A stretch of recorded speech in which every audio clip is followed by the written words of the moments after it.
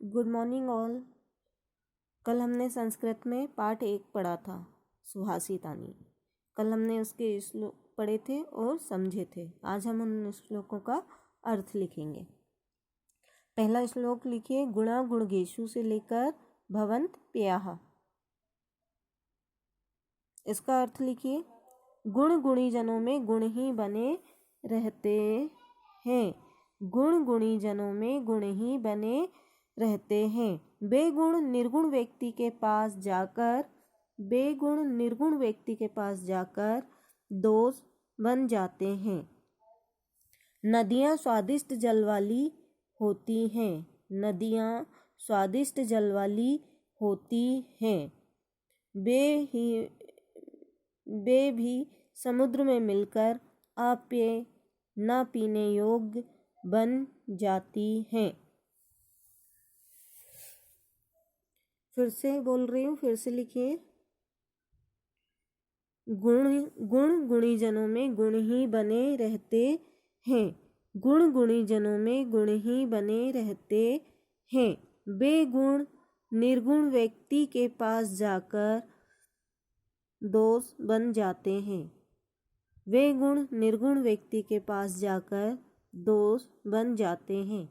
नदियाँ स्वादिष्ट जल वाली होती हैं। नदियाँ स्वादिष्ट जल वाली होती हैं।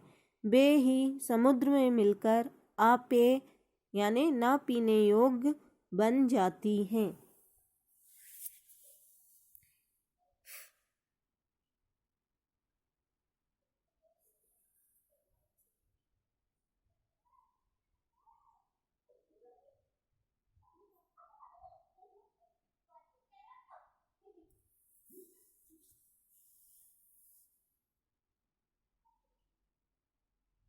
दूसरा श्लोक है, साहित्य संगीत से लेकर पशु नाम। साहित्य संगीत से लेकर पशु नाम।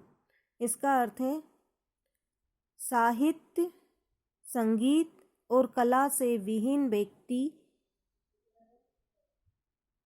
सिंह और पूंछ से रहित साक्षात पशु है। फिर से देखो, साहित्य संगीत और कला से रहित व्यक्ति सिंह और पूंछ से रहित साक्षात पशु है। वह घास न खाते हुए भी जीवित है। वह घास न खाते हुए भी जीवित है। यह तो पशुओं के लिए परम सौभाग्य की बात है।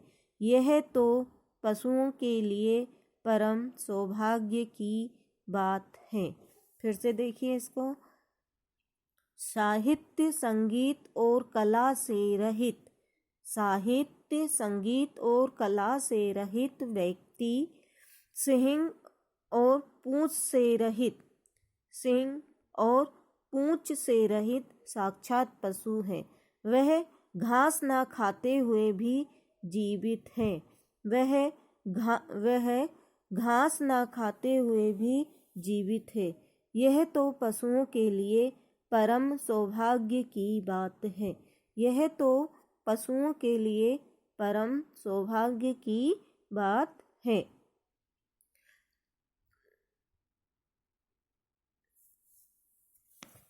तीसरा देखिए, तीसरा है लुब्धस्य से लेकर नराधिपस्य। लुब्धस्य से लेकर नराधिपस्य। लोभी का यश, चुगलखोर की मित्रता, निकम्मे का कुल, अर्थपरक यानी स्वार्थी का धर्म, वेश्यनी की विद्या का फल, कंजूस का सुख और प्रमथ मंत्री वाले राजा का राज्य नष्ट हो जाता है। लोभी का नाश, चुगलखोर की मित्रता, निकम्मे का कुल, अर्थपरक स्वार्थी का धर्म, वेश्यनी की विद्या का फल, कंजूस का सुख और प्रमथ मंत्री वाले राजा का राज्य नष्ट हो जाता है।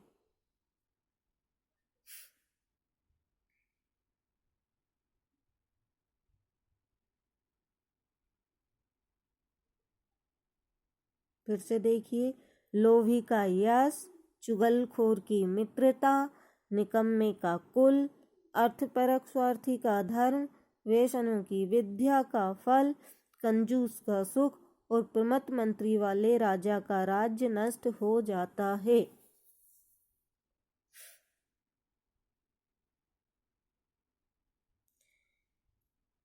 अब चौथा देखिए, पीतवा रसम से लेकर सृजंती।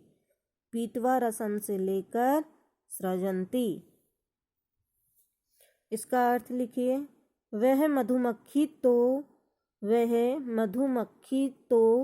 कड़वे रस को पीकर भी वह मधुमक्खी तो कड़वे रस को पीकर भी मधुर के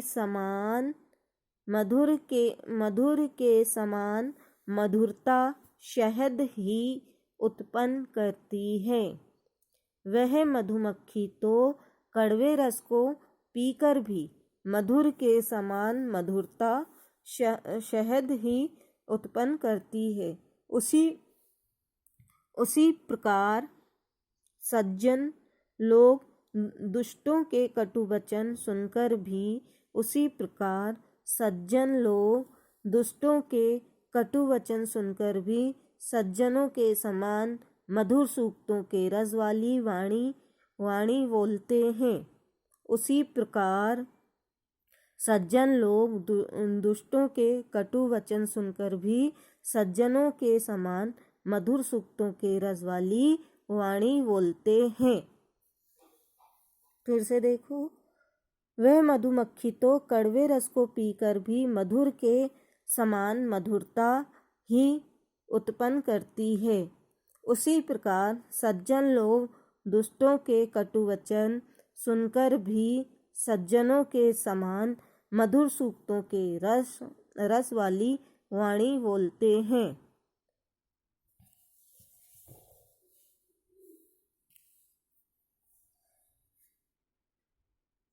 फिर है पांचवा, महताम प्रकृति से लेकर लाकृतियार्था।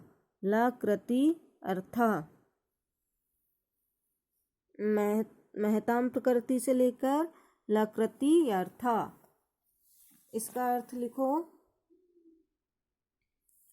दूसरों के द्वारा प्रशंसित होने या बढ़ाए जाने पर भी महापुरुषों का स्वभाव उसी प्रकार या उसी तरह नहीं बदलता है जैसे संख्याओं में 9 का अंक अपना स्वभाव नहीं बदलता है। दूसरों के द्वारा प्रशंसित होने या बढ़ाए जाने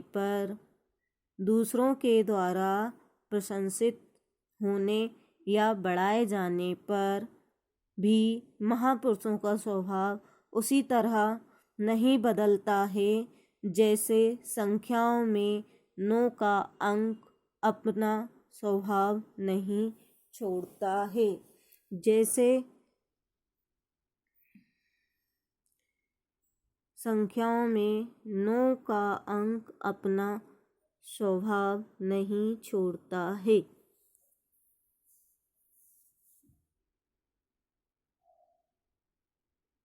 छठा देखिए, लक्ष्मी के अच्छा लगने पर या लक्ष्मी के भरपूर होने पर, लक्ष्मी के अच्छा लगने पर या लक्ष्मी के भरपूर होने पर सारा कुल अच्छा लगता है। सारा कुल अच्छा लगता है। लक्ष्मी के अच्छा लगने पर या भरपूर होने पर सारा कुल अच्छा लगता है तथा लक्ष्मी के अच्छा न लगने पर या अभाव होने पर कुछ भी अच्छा नहीं लगता।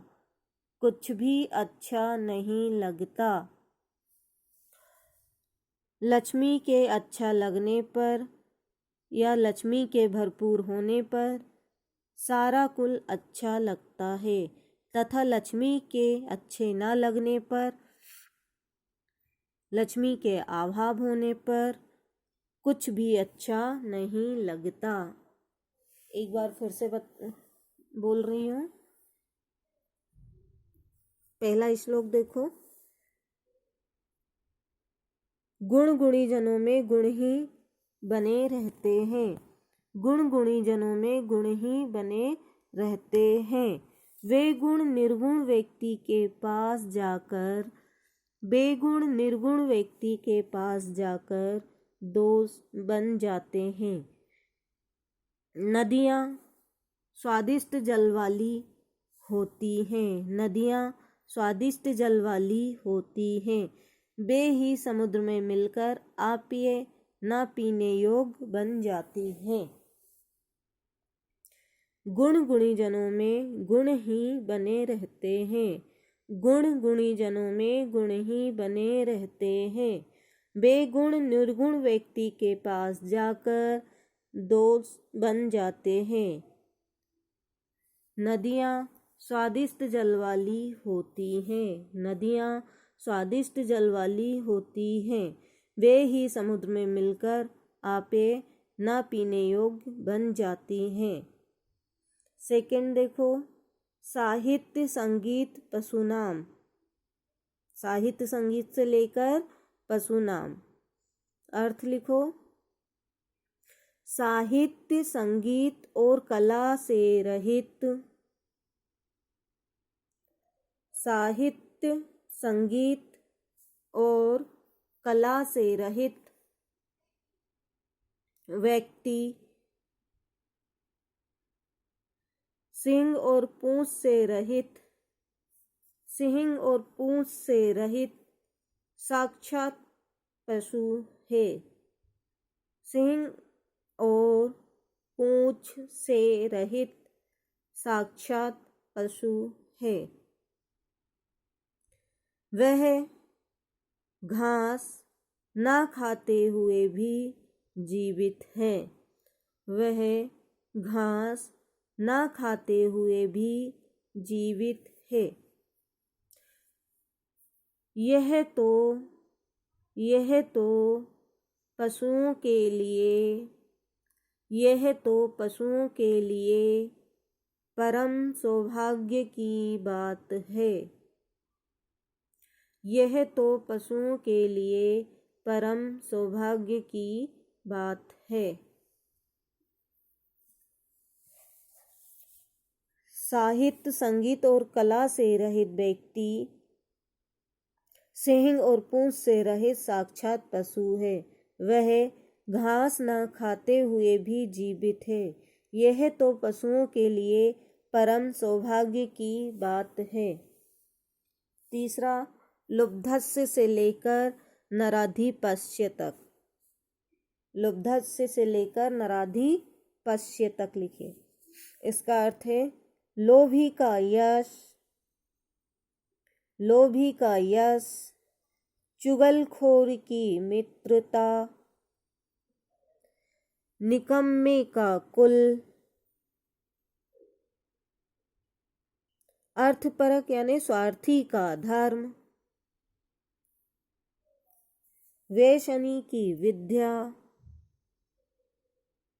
का फल, वेश्यनी की विद्या का फल, कंजूस का सुख और प्रमथ मंत्री वाले राजा का राज्य नष्ट हो जाता है। और प्रमथ मंत्री वाले राजा का राज्य नष्ट हो जाता है।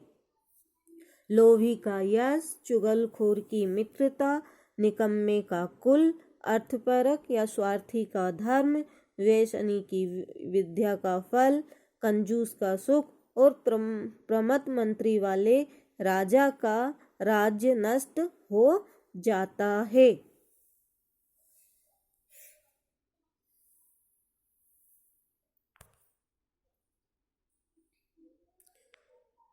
चौथा देखिए, पित्वा रसम से लेकर सृजंती। पित्वा रसम से लेकर सृजंती।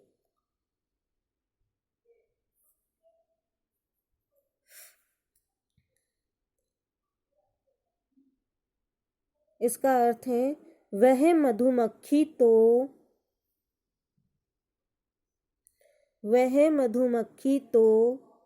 कड़वे रस को पीकर भी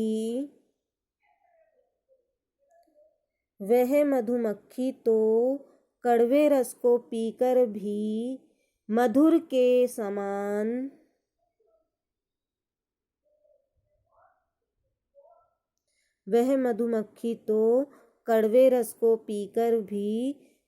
के समान मधुरता शहद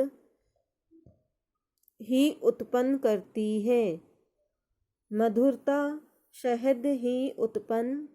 है। वह मधुमक्खी तो कड़वे रस को पीकर भी मधुर के समान मधुरता शहद ही उत्पन्न करती है। उसी प्रकार सज्जन लोग दुष्टों के कटु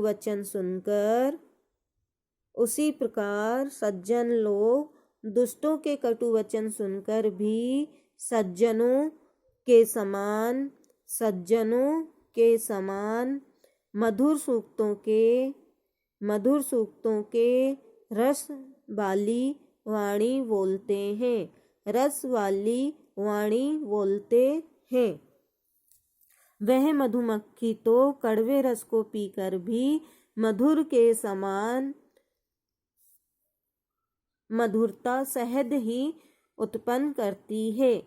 उसी प्रकार सज्जन लोग दुष्टों के कटु वचन सुनकर भी सज्जनों के समान मधुर सूक्तों के रस वाली वाणी बोलते हैं।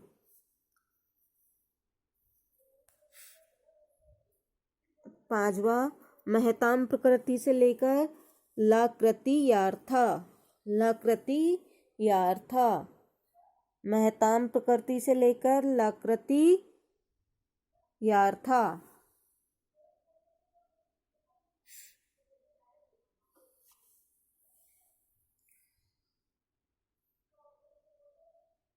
अर्थ देखो, दूसरे के द्वारा प्रशंसित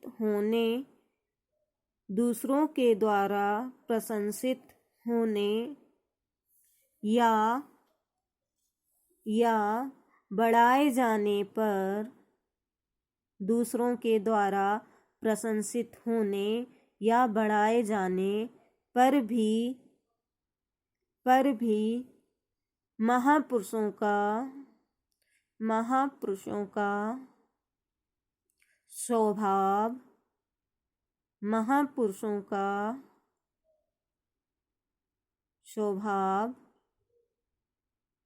उसी तरह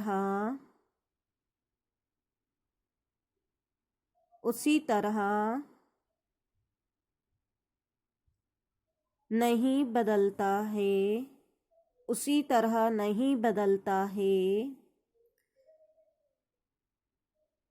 जैसे संख्याओं में 9 का अंक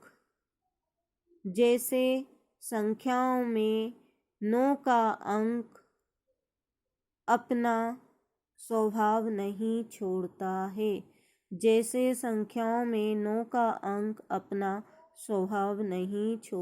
है।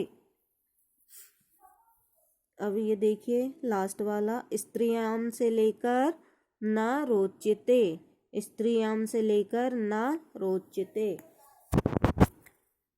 इसका अर्थ लक्ष्मी के अच्छा लगने या भरपूर होने पर सारा कुल अच्छा लगता है। लक्ष्मी के अच्छे लगने या भरपूर होने पर सारा कुल अच्छा लगता है तथा लक्ष्मी के अच्छा न लगने पर या लक्ष्मी के अभाव होने पर कुछ भी अच्छा नहीं लगता। ये आज हमने सुभाषित तानी श्लोक के अर्थ लिखे हैं, इनको आपको कॉपी में लिखना है और लर्न करना है, याद करना है। ठीक है, चलिए बाय।